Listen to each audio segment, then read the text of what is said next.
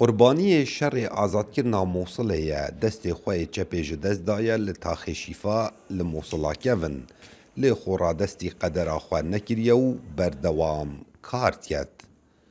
Durayt Ebid yê temen 65 salî mawê zêdetirî 15 salan e ew zêrengir e li Mosulê û karê xwe da gelek yê serkeftî bû.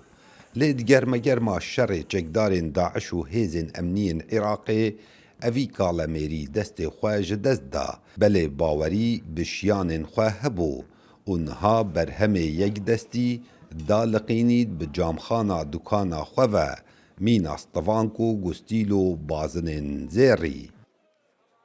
لي حدود 15 سنة في سوق النبي. اوه دما 15 سالای اصل بازار نبی یونس کار دکم لسردما داگیرکرنا داعش مالامل لآلیه راست باجره بو. لما ها 2 سالا 2017 از بریندار بوم و دست ما ها تبرین. نها زیده تر جپینجی پارچین تقینا دلش من دا هنه. تاوی بریندار بونا من یکسر دست بکار خو کر که 10 صده من جکار خو انجام دادا. لهدی من شیانن خو باشتر کرم بو 40 صده و نها از 7 صده جکار خو دکم. Ev zêringire wesa dibêjît ku pêşiya zêringiriyê gelekî bizehmet e, pêdivî bi kesên bawerpêkirî heye. Lê piştî ji destdana destekê xwe ew pitir rûj bûye li ser karî û rojane berhemên taze durust ket.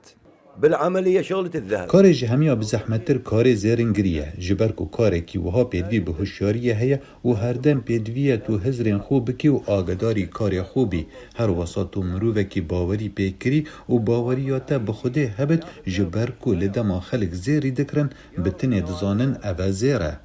نمونên wekû evî zêringirî zeheft hêne dîtin li Mosulê û derdorên wê ku qurbaniyên şerê azadkirina parêzgeha Neynewa bûn.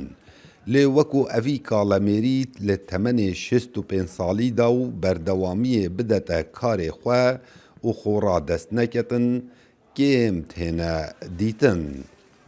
Kawa Umerdengê Emerîka, Mosul.